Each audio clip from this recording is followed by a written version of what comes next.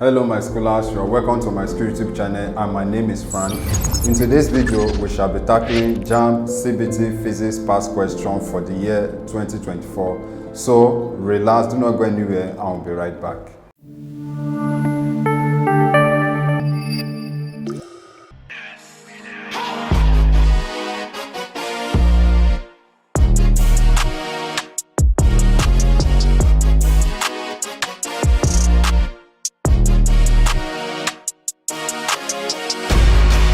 You are welcome back to my school YouTube channel. In today's video, we shall be answering question 51 to 75. So let's kick off with question 51. A hydrometer of mass y kg and volume 2y times 10 raised to power minus 5 meter square floats in a fluid with 20% of its volume above the fluid. What is the density of the fluid? So from this question, you can see that 80% of the volume is actually immersed in the fluid, because here we are told that 20% of the volume is above the fluid. Okay, so that implies that 80% is actually submerged inside the fluid. So let's move over to the board to provide answer to this question. Okay, so we are asked to calculate for density, and we know that density is equals to mass all over volume, right? So this is the volume of the hydrometer. So let's get the actual volume of the hydrometer that is submerged in the fluid, right? So in that question, we're told that 20% is above the fluid. So that means 80% is within the fluid, or is submerged in the fluid. So 80% is taken as 80 all over 100 times the volume, which is 2y times 10 raised to power minus 5, right? So 0 will cancel 0. Okay, let's redo this part. 2 here is 4 and 2 here is 5. Okay, so at the end of the day, we are now having the volume, the actual volume, to be equals to 8y times 10 raised to power minus 5 all over 5. So this should be meter cube. Okay, so now let's substitute the values that are given to us into the equation so that we can get our answer. Okay, so the mass is given to us to be equals to y. Then the volume is 8y times 10 raised to power minus 5 all over 5. Okay, so automatically this 5 is going to move up, so that we'll be having 5y, okay, over 8y times 10 raised to power minus 5. So y, we take out y, right? So we divide. So 8 into 5, that will be 0, right? So write down 0, then point. Then 8 into 50, that will be equals to, that will give us a 6, right? That will give us 6, remainder 2, right? So add another 0, 8 into 20, that will be 2, right? Then we'll be having remainder 4. So we'll add another 0 in front of the 4. So 8 into 40, that will be 5. So we'll be having this times 10 raised to power 5, right? Because this is going to move up. So once it moves up, this will change to positive, right? So let's put this in standard form. So at the end of the day, we'll be having 6.25 times 10 raised to power 4, right? Because we're moving from our left to right, so we're going to subtract 1 from here. Okay, so since we are talking about density, that will be kg per meter cube. Okay, so let's return back to the screen to pick the correct answer to this question. So from our calculation, we actually got 6.25 times 10 raised to power 4 kilogram per meter cube. So that makes option D the correct answer to this question. Question 52. Convert 60 degrees Celsius to degree Fahrenheit. So let's move over to the board to provide answer to this question. So the relationship between degree Fahrenheit and degree Celsius is given by degree Fahrenheit is equals to degree Celsius times 1.8 then plus 32, right? So since we want to convert from degree Celsius to Fahrenheit, so we just substitute this value 60 into this part. So we'll be having degree Fahrenheit to be equals to 60 times 1.8 then plus 32, right? So 60 times 1.8, that will be equivalent to 108. Okay, that is equals to 108 then plus 32. So if we sum up 108 and 32 together, that will be equals to 140.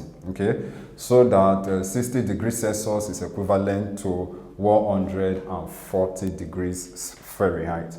So let's return back to the screen to pick the correct answer to this question, and that is option D. Question 53. What is the least possible error encountered when taking measurement with a meter rule? So A, we have 1.1 mm, B, we have 0.5 mm, C, we have 0.2 mm, and D, we have 0.1 mm. So the answer to this question is option B, 0.5 mm. And the reason for that is because for a standard meter rule, the smallest measurement that can be possibly read, okay, that can be accurately read is often 1 mm. Okay, so the least possible error that can be encountered when taking measurement using a standard meter rule is generally considered to be half of the smallest division, okay, on the meter rule, and that is 1 mm. So if we divide 1 mm into 2, that will be equals to 0.5 mm. So that makes option B the correct answer to this question. Question 54. At absolute zero temperature, the average velocity of the molecules A decreases, B increases, C is 0, D is uncertain. So by absolute zero temperature, we mean the least possible temperature where the molecular motion is minimum. At this temperature, the kinetic energy of the molecules is effectively 0, meaning that they do not have enough energy to move. So that makes option C the correct answer to this question is 0. Question 55. Calculate the quantity of heat for copper rod whose thermal capacity is 400 joules per Kelvin for a temperature change of 60 degrees Celsius to 80 degrees Celsius. So let's move over to the board to provide answer to this question. We know that the quantity of heat Q is given as MC, then change in temperature. Okay, but in this question, if you check very well, we are not given mass and we are not given specific heat capacity, but rather we are given thermal capacity. Okay, but thermal capacity is equals to mass times specific heat capacity. Okay, meaning that in place of MC, we are going to replace it with CP. So quantity of heat is equals to CP, then change in temperature. So we just substitute. So you'll be having 400. Then times the change in temperature, which we've already done here, is equals to 20. So we just cross multiply. So this will be equals to 8,000, right? So this will be equals to 8,000 joules. So this we can convert to kilojoule by dividing by 1,000. So if we divide 8,000 by 1,000, we'll be having 8 kilojoule. Okay? So the quantity of heat required is equals to 8 kilojoules. So let's return back to the screen to pick the correct answer to this question, and that is option D, 8 kilojoule. Question 56. When a cell of EMF 3.06 volts is connected, the balance of a potentiometer is 75 centimeter.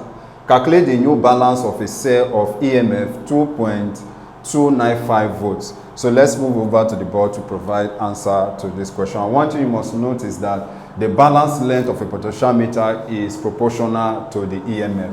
Okay, so here I'll be using L1 over L2 to be equals to LE1 all over E2. So in this case, we are looking for L2. So we just make L2 the subject of formula here. Okay, so L2 will be equals to L1 then times E2 all over E1. Okay, so we just substitute the values that are given to us. So L1 is 75, then times E2 is 2.295 over, so this is 3.06. Okay, so at the end of the day, we'll be having 75 times 3 all over 4, right? And if we multiply 75 by 3 and divide the result by 4, we'll be having 56.26 centimeter. Okay, so the new length or the new balance length of the potentiometer is equals to 56.26 centimeter. So let's return back to the screen to pick the correct answer to this question, and that is option A, 56.26 centimeter. Question 57. A body is wheeled in a horizontal circle at the rate of 800 revolutions per minute. Determine the angular velocity. So let's move over to the screen to provide answer to this question. So we know that angular velocity omega is equals to 2 pi f, where f here stands for frequency. Okay, but remember that frequency is always per second. Okay, but in this question we are given revolution per minute. So we have to convert this revolution per minute to revolution per second. So in this case, we will be having 800 divided by 60.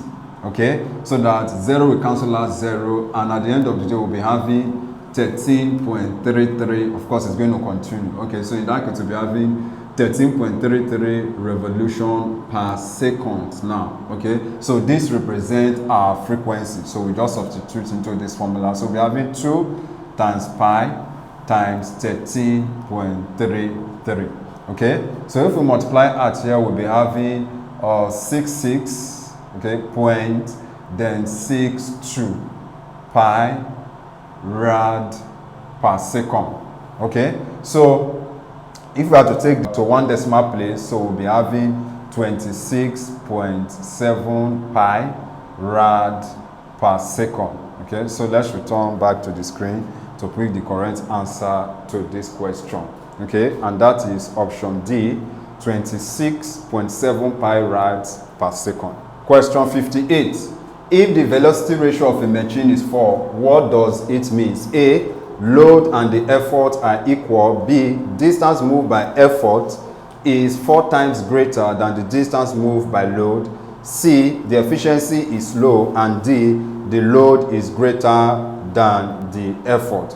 So we normally define velocity ratio as the distance moved by effort all over the distance moved by load. So if we are told that the velocity ratio of a machine is 4, what that means is that the distance moved by effort is 4 times greater than the distance moved by load. Okay, so that makes option D the correct answer to this question. But then if you want to learn more about machines, you can click on the link in the description below. That will take you to my school website, where you have to subscribe to our physics topic by topic video lessons, where we have dealt extensively with this topic. So you are going to even learn more than just velocity ratio if you subscribe to the video. Question 59. Which of the following materials has a very large energy gap band? A, we have conductor, B, we have insulator, C, we have semiconductor, and D, we have intrinsic semiconductor.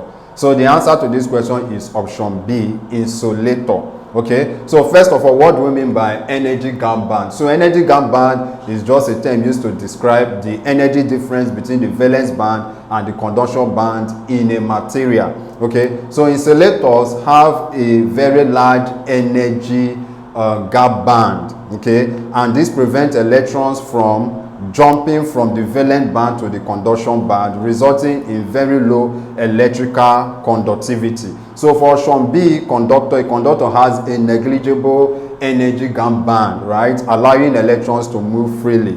While option D and option C, they are basically the same. You are just saying that option D is the pure form of option C. Okay, both of them have moderate energy gap, thus they still allow electrical conductivity to some extent. Okay, but the answer to this question is option B, insulator. Do you know you can take practice question with our JAMB simulated CBT past question?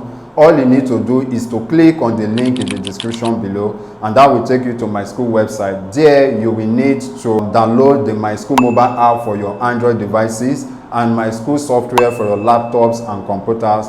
Please go ahead and start practicing. Moving on to question 60.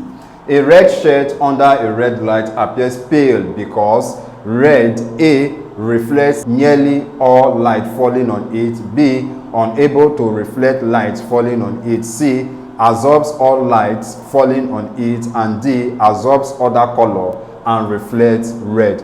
So the answer to this question is option D. Okay, so when a red shirt is viewed under a red light, the red shirt absorbs all other colors but only reflects red wavelength, making the shirt to appear pale compared to when it is under white light, which contains other color. Okay, so that makes option D the correct answer to this question, absorbs other colors and reflects red. I believe you are enjoying this video content. If yes, please do not forget to hit the like button, click on the subscribe button, and lastly tap on the notification bell to get informed as soon as we release the next videos. Question 61. An electron falls from an energy level of -5.44 electron volts to another energy level E if the emitted photon is of wavelength 5.68 times 10 raised to power minus 6 meters. Calculate the energy change. So we are given Planck's constant to be equals to 6.63 times 10 raised to power minus 34 joules second. Emitted radiation speed to be equals to 3.0 times 10 raised to power 8 meter per second. So let's move over to the board to provide answer to this question. So to calculate for the energy change, make use of this formula. E is equals to HF, okay, where H stands for Planck constant and F stands for frequency. But if you check very well in this question, we are not given frequency. But remember that frequency is equals to C all over lambda. So in place of frequency, we replace it with C all over lambda, so that our energy change becomes HC divided by lambda. Okay, so let's just substitute the values that are given to us. So the H is 6.63 times 10 raised to power minus 34, then times 3.0 times 10 raised to power 8 all over 5.68 times 10 raised to power minus 6. Okay, so let's multiply the numerator first. So if we multiply the numerator, we'll be having 9, okay, then 8, then 0.19, then times 10 raised to power, we just apply the law of indices here, which is, that will give us minus 26, okay, that will give us minus 26 over 5.68 times 10 raised to power minus 6. Okay, so if we decide to move this one place to our right, that means we are going to subtract 1 from here. So that at the end of the day, we'll be having 1.989 times 10 raised to power minus 25 divided by 5.68 times 10 raised to power minus 6. So we just divide this side, okay? So if we divide this part, we'll be having, if we divide 1.989 by 5.86, okay? 68, we'll be having 0.349. Okay, so here we apply the law of indices, so that will be times 10 raised to power minus 25 plus 6, right? Because this will be minus, which will be equals to 6, okay? So if we subtract here, we'll be having, okay, so you'll be having 0.349 times 10 raised to power minus 19, right? Now, so if we move one place to our left, okay, if we move one place to our right, sorry, we'll be having plus minus 1 here, right? So that at the end of the day, our answer becomes 3.49 times 10 raised to power minus 20 joules, right? Since we are dealing with energy, okay? So let's return back to the screen to pick the correct answer to this question, okay? And that is option C, 3.49 times 10 raised to power minus 20 joules. Question 62. Using the diagram above, the effective force pushing it forward at an angle 60 degrees is, so let's move over to the board to provide answer to this question. So the effective force in pushing the trawler forward is actually the horizontal component of the force, okay? So the effective force will be Fx, okay, that will be equals to F then cos 60 degree. Okay, so in this question, the F there is 15, yeah, is 50, sorry, okay, and remember that 60 degrees is one of those special angles, so cos 60 degree is 0.5, right? So you'll be having times 0.5. So this is the same thing as say 50 times 1 over 2, because 0.5 is the same thing as 1 over 2. So 2 here is 1 and 2 here will be 25, okay? So the effective force in pushing the trawler forward is equals to 25 Newton. Okay, so let's return back to the screen to pick the correct answer to this question, and that is option A, 25.00 Newton. Question 63. The gravitational force between two objects is 10 Newton. What is the new value of the force if the distance between them is half? So let's move over to the board to provide answer to this question. So we are told that gravitational force between two objects is 10 Newton, but we know that gravitational force is given as G m1 m2 all over r squared, right? So this is the gravitational constant, while these are the masses of the body. Okay, so arrow J stands for distance. So we are asked to calculate the new value of the force if the distance between them is halved. Okay, so where arrow represents the distance between them, so if it is halved, that means we'll be having arrow all over 2. So let's call this FG the new one. Okay, so we just substitute the value, so we'll be having G M1 M2 all over arrow over 2 in bracket raised to power 2, right? Because we are told that the distance is halved. Okay, so and remember our arrow here is squared in the formula, right? So we'll be having G M1 M2 all over arrow square then over 4. So this 4 is going to move up, so that we'll be having 4, then let's put this in bracket, G M1 M2, okay, all over arrow square. But remember that from our first statement, from the first statement of the question, FG is equals to 10, right? And FG is equals to GM1 M2 arrow square divided by arrow square. So in place of GM1 M2 over arrow square, we are going to replace it with 10. So that at the end of the day, we'll be having 4 times 10, and that will be equals to 40 Newton. Okay, so the new force will be equals to 40 Newton. So let's return back to the screen to pick the correct answer to this question, and that is option C, 40 Newton.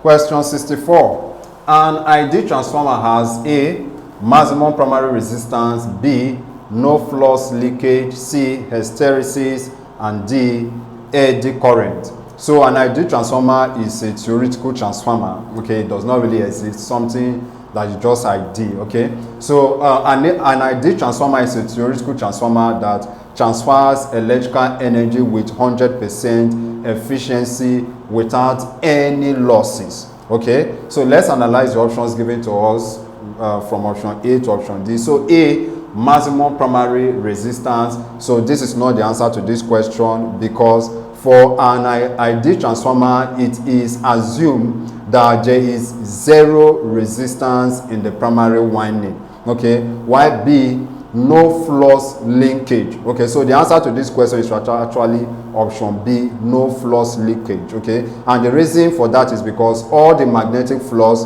produced in the primary windings link with the secondary winding. Okay, why for say hysteresis, these are some of the different types of losses in a transformer. Okay, and from the definition of an ID transformer, I said it is a transformer that transfers electrical energy with 100% efficient without any loss. So option C and option D, they are all forms of losses in a transformer. Okay, so the answer to this question is option B, no flux leakage, and the reason is because all the magnetic flux produced in the primary windings link with the secondary winding. So option B is the correct answer to this question. Question 65.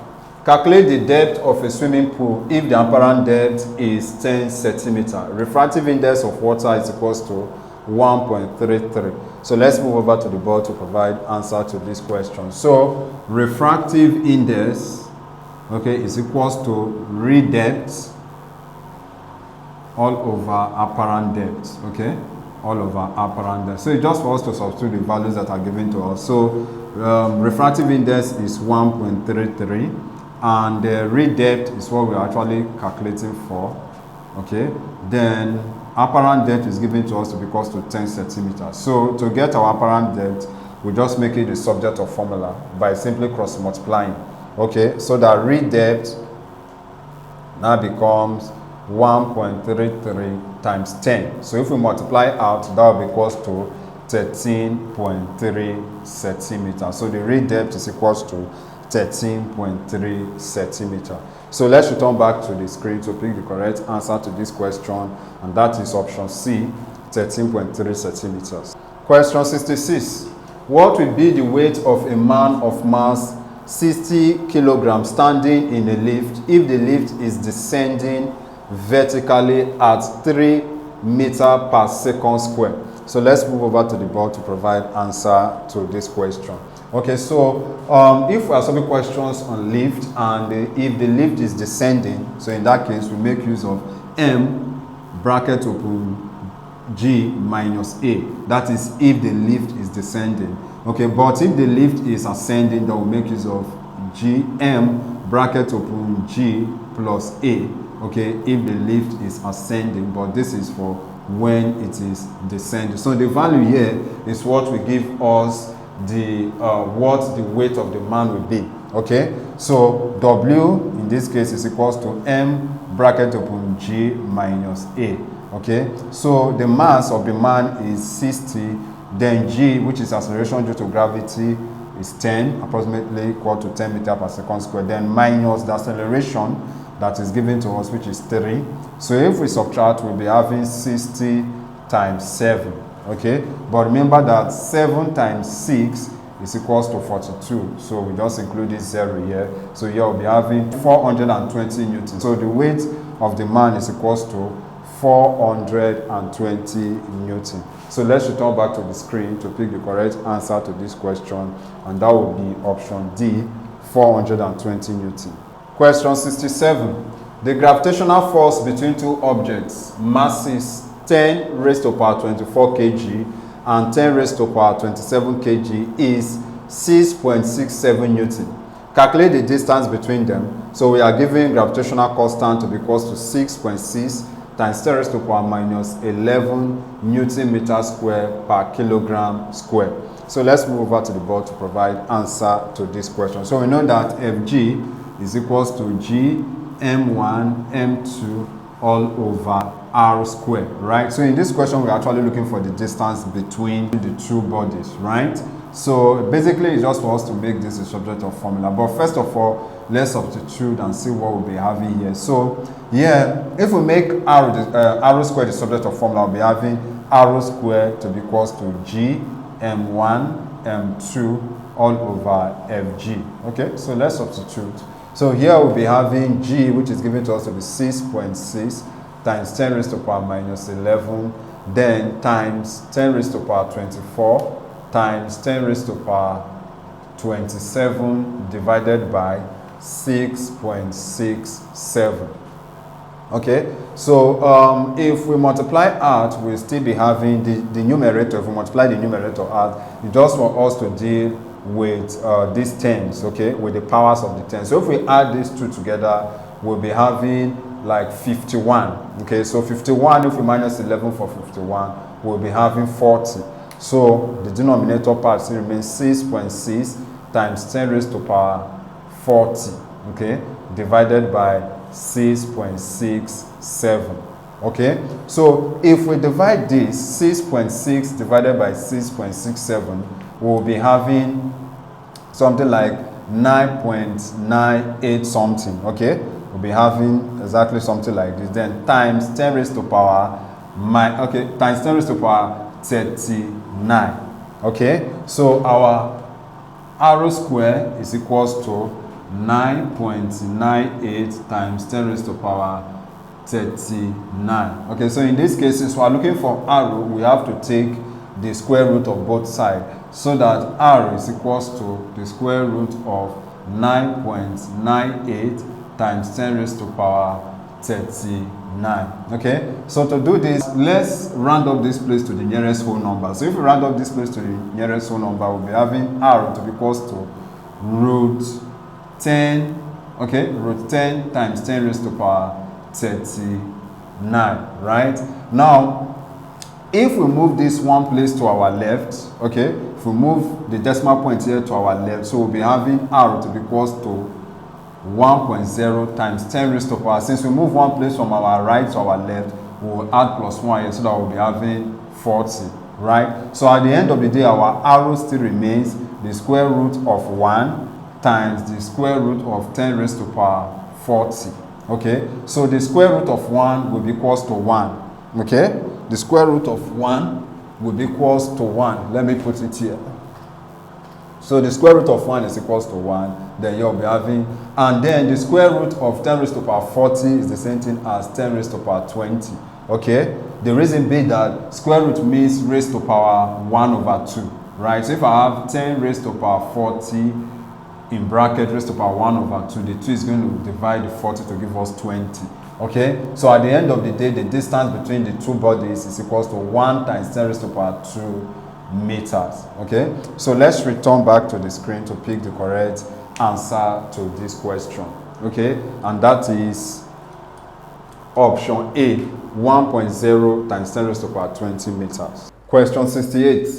The tangential force acting on an object that opposes it from sliding freely on the adjacent surface is called A, normal force, B, friction force, C, weight, and D, upthrust. So the answer to this question is option B, friction force. Okay, so friction force is the tangential force that is acting on an object that opposes it from sliding freely on the adjacent surface. Okay, so by the word tangential means something that just touches. Okay, for example, let's say a tangential line touching a circle, so it just touches. So this frictional force is always parallel to the adjacent surface or horizontal surface. Okay, while option A, normal force simply refers to the perpendicular force exerted by a surface to support the weight of an object resting on it, while option C is the force that is acting on a body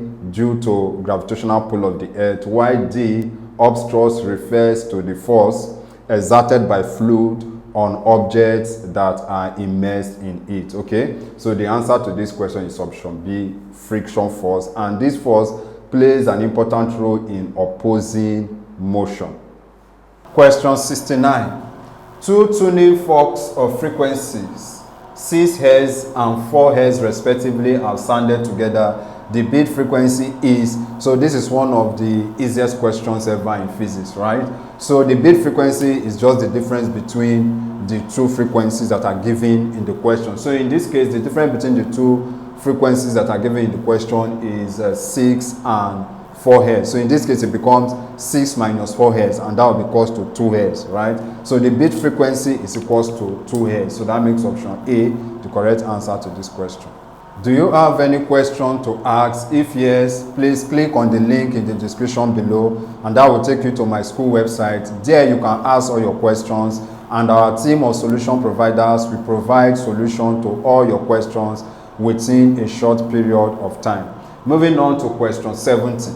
The capacitance of a capacitor C is inversely proportional to A, area of the plate, B, dielectric substance, C, distance between plate, and D, direction of the plate. So the answer to this question is distance between the plate. Okay, so the capacitance of a capacitor is inversely proportional to the distance between the plate. Okay, and we can verify this. Let's move over to the board. We can verify this using the formula C is equals to dielectric or the permittivity constant of the permittivity constant, okay, then times area divided by distance. Okay, so D here represents the distance between the plates. So as you can see from here, C, which is the capacitance of the capacitor, is inversely proportional to the distance between the plates. Okay, so let's return back to the screen. So that makes option C the correct answer to this question,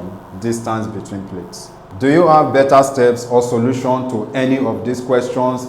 If yes, please go to the comment section below to comment the question numbers and the solution you wish to share. Question 71.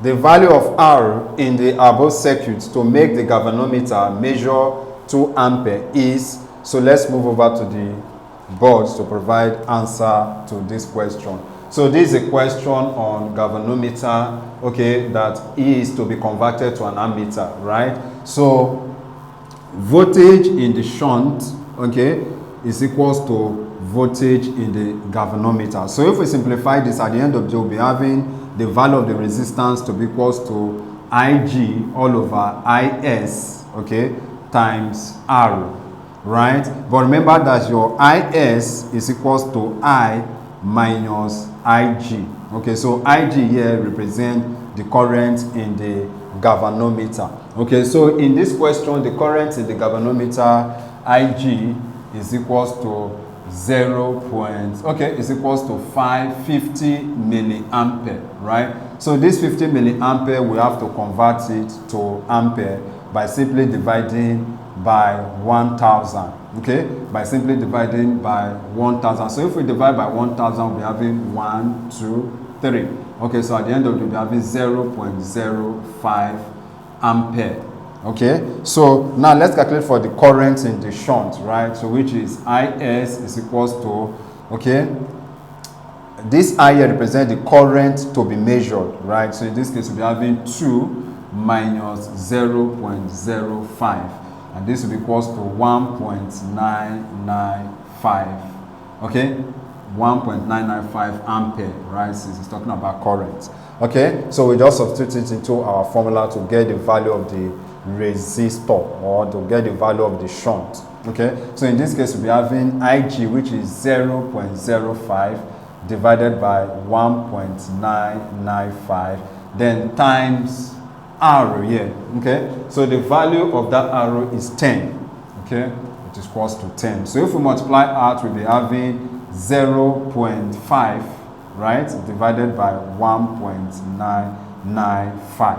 So at the end of the day, if we divide, we'll be having 0.256 ohms. Okay, so the value of the resistor, or the value of the shunt, is equals to 0.256 ohms. So let's return back to the screen to pick the correct answer to this question, and that is option B, 0.256 ohms. Question 72.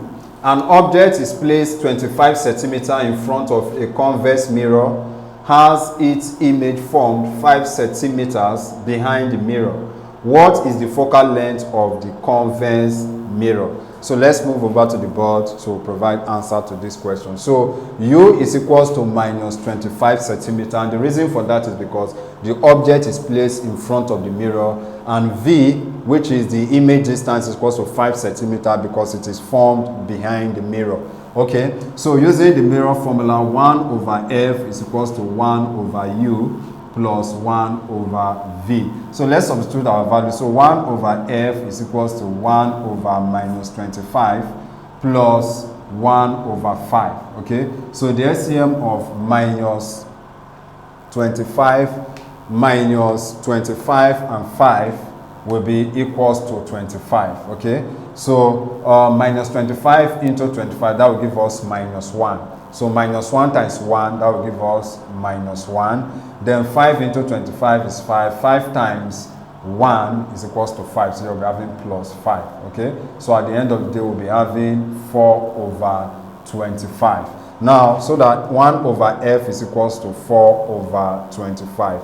But we are looking for the value of F, not 1 over 25. So our F will now be equals to 25 divided by 4. Okay, so how many 4 is in 25? We have 6, remainder 1. So in front of that one, we'll drop 0. How many 4 is in 10? That will be 2, remainder 2. So drop 0 in front of that 2. How many 4 is in 20? And that is 5 centimeters. Okay, so the focal length of the convex mirror is equals to 6.25 centimeters. So let's return back to the screen to pick the correct answer to this question, and that is option B, 6.25 centimeters.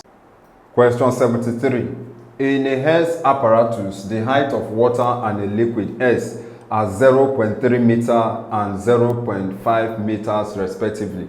The relative density of S is, so let's move over to the board to provide answer to this question. So in a Hess apparatus, if the density of the water or of any of the substance is not given to you, okay, you can actually calculate the relative density based on the fact that the pressure at both arms are equal, right? And you know that pressure is equals to density times height times acceleration due to gravity. Okay, so let's say this is the density of water, okay, because we said pressure of water is equals to the pressure of the liquid. So this is the density of water times the height of water times acceleration due to gravity, and this will be equals to the density of liquid S times the height of liquid S times acceleration due to gravity. So this we cancel out. Okay, so in order to calculate for the relative density, what we simply do here is we bring the density of X divided by the density of water, and this will be equals to the height of water divided by the height of liquid S. Okay, so since the pressure is not given to us, we use this side to calculate for the relative density of the liquid. Okay, so in this case, if we substitute the values that are given to us, we'll be having 0.3 divided by 0.5. Okay, and 0.3 divided by 0.5 is the same thing as 3 divided by 5. Okay, so 5 into 3, that will be 0. Okay, then we'll put 0 in front of the 3 and that becomes 30. So 5 into 30 and that will give us 6. Okay, so the relative density of the liquid S is equals to 0.6. So let's return back to the screen to pick the correct answer to this question, and that is option B, 0.6. Question 74. The quantity of heat required to melt ice of 0.2 kilogram, whose specific latent heat is 3.4 times 10 raised to power 5 joule per kilogram is. So let's move over to the board to provide answer to this question.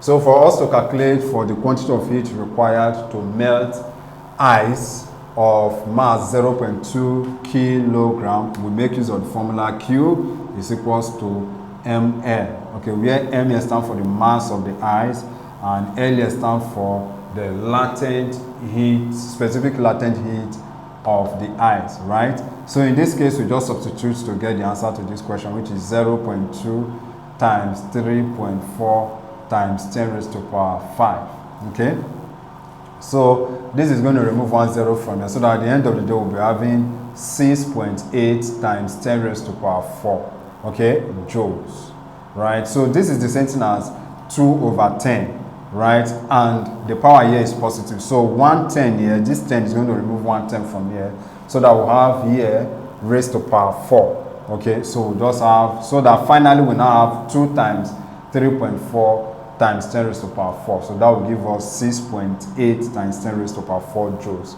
Okay, so let's return back to the screen to pick the correct answer to this question, and that is option A, 6.8 times 10 raised to power 4 joules. Question 75. I, it wets glass. I, it needs to be colored. I, it has a low density. Water is not suitable for use as a thermometric liquid because A, I only, B, I, and I only, C, I, and I only, D, I, and I only. So the answer to this question is option C, I, and I only. Okay, so water wets glass. Okay, water wets glass, and for that reason it is not suitable for use as a thermometric liquid. Okay, water wets glass because the force of adhesion between water and glass is greater than the cohesive force between water molecules. Okay, so water is transparent, so it needs to be colored in order to be used as a thermometric substances. And remember, water has a low density compared to other liquids like mercury. Okay, so that makes option C the correct answer to this question. I believe you enjoyed this video content. If yes, please do not forget to hit the like button, click on the subscribe button, and lastly, tap on the notification bell to get informed as soon as we release the next video.